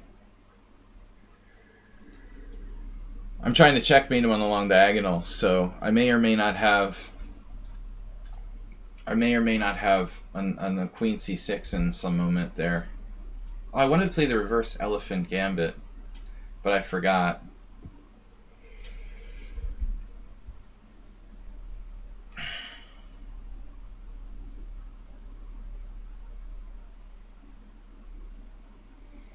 You could do like a Halloween Gambit deferred here. I'm just saying it's not my style.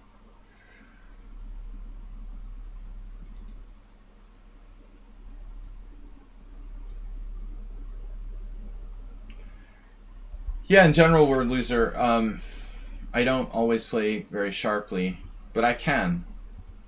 It depends on my mood, you know. I mean, I used to play very unsoundly to some degree when I was younger. If you looked at my games from like the mid '90s, you would feel like you were looking at a different player, maybe.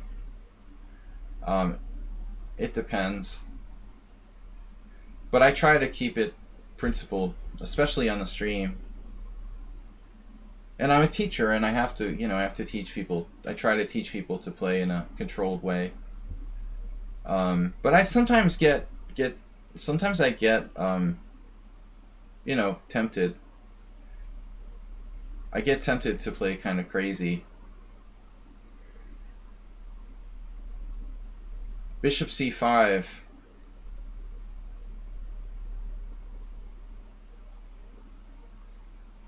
What did I do here? I did d4. Why did I do d4? I don't know why I did that. What else could I have done? g3 is boring.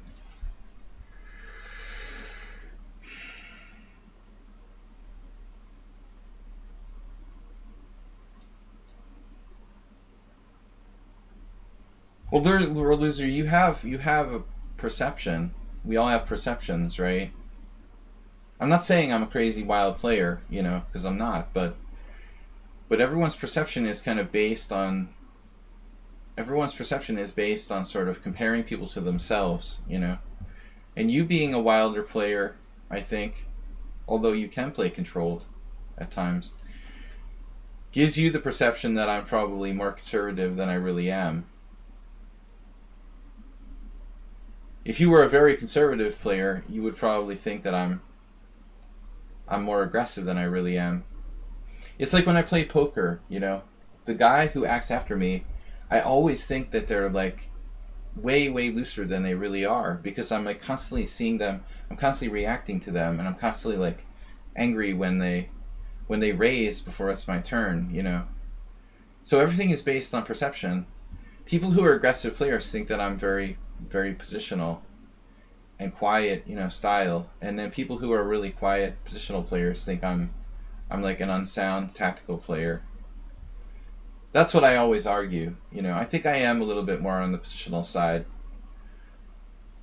but I also try to keep it simple.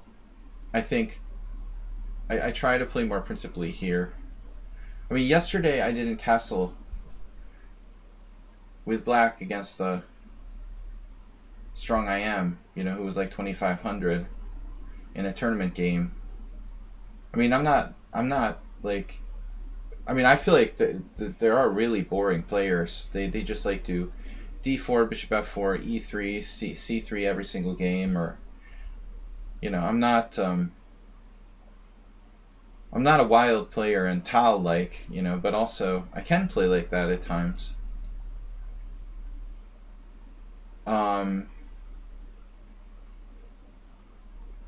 But I love to play attacks like that, like I just did in the last game. I've definitely got more conservative in my old age, I think.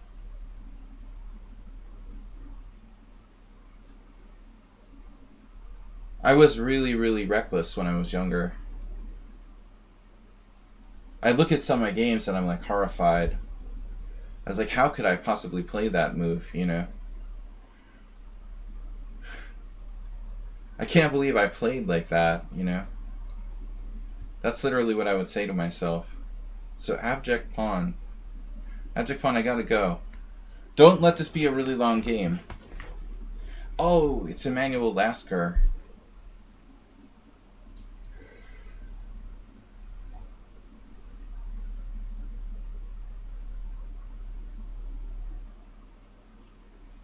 Yeah, I mean, I think that's the best style, to be like an aggressive positional player, whatever that means. And again, like politics, I think what I hate is like putting people into categories. Everyone wants to put people in categories. And obviously, like, positional and tactical are overused.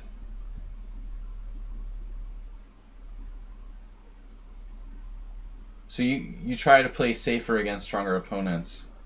Yeah, I think that's probably wise. You know, some people think the opposite, that it's good to gamble against stronger players,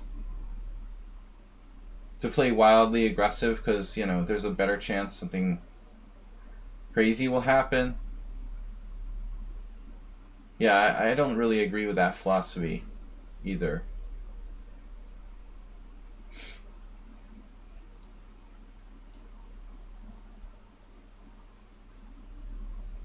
I have no idea how strong Abject Pawn is. We just haven't played enough games, and I don't really know, like, intimately his style well enough.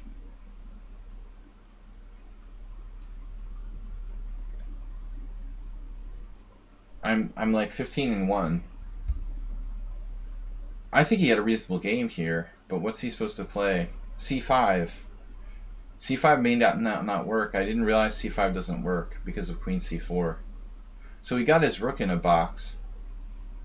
It may not be that easy of a problem to solve there. Boxing Day. Happy Boxing Day. It's not time for Boxing Day. Well, World Loser is a good enough player that he thinks about things like how strong his opponent is and makes adjustments to the way he plays accordingly. I mean, I don't really think like, oh, I've got to, like, I want to beat those weak players faster. I've played enough high-level games that I just, like, I'm satisfied to win, even if it takes me all day. You know, I'm used to playing really strong players. I played a lot of round robins. It really doesn't matter to me if it takes me, you know, 3 hours or 30 minutes. I don't care, you know, whatever. I guess to a lot of amateurs, it matters, you know. They're like, oh, I want this to be over fast. I mean, I want to beat the weaker players fast too, but it's not a big deal.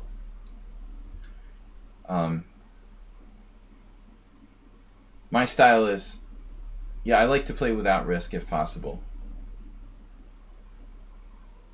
I mean, it's like the product of facing a lot of very strong players.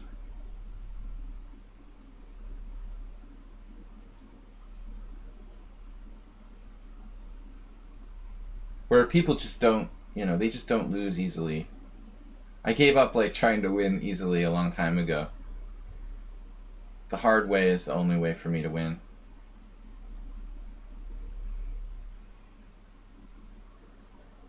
So, now he's got a double threat.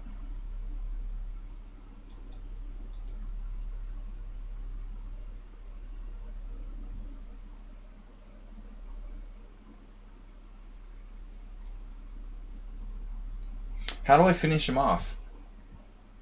Guys, it's time to go. My alarm's about to sound, and I hate that. But it's a good discussion, World Loser.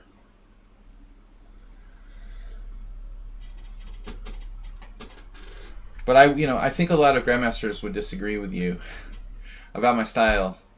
They probably think I'm a loose idiot. Again, it depends on perception.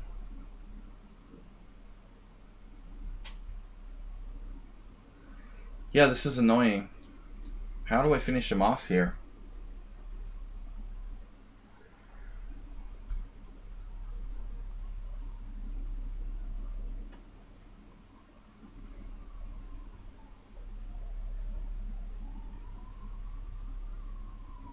Yeah, this is a terrible move.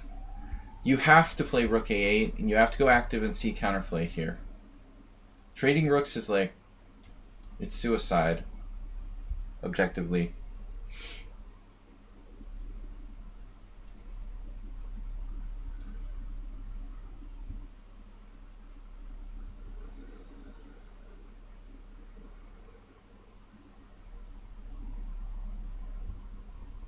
or any kind of open file. Yeah, whatever. He definitely, he must not trade pieces in a position like this where he's defending.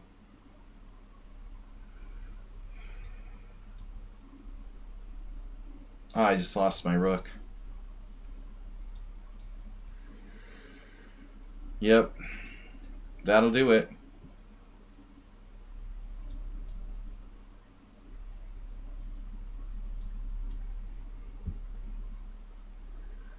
Wow.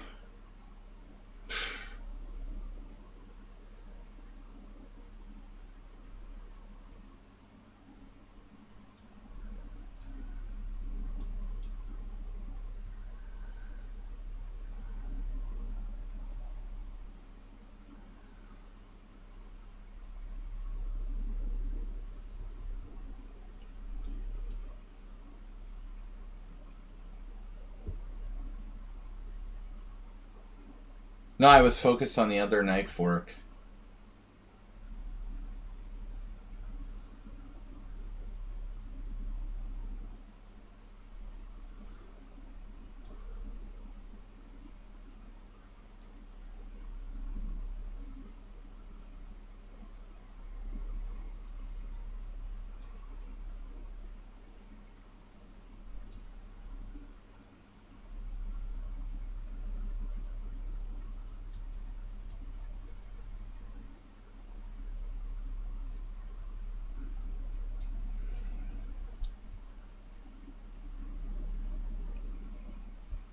I was focusing on the wrong knight fork. I'm tired, though. Too much. Too much for me. Alright, good game. I gotta go. Embarrassing rook drop. After he traded rook swap thing, so you let down your guard when you have winning position. Very common psychological lapse. The minute that I have winning position, and I'm sure I have winning position, I blundered. It's not a coincidence. You know, you totally let down your guard, and you just assume you're winning, and you stop thinking in that moment. Anyway, thanks for the games, guys. I gotta go. We'll talk later.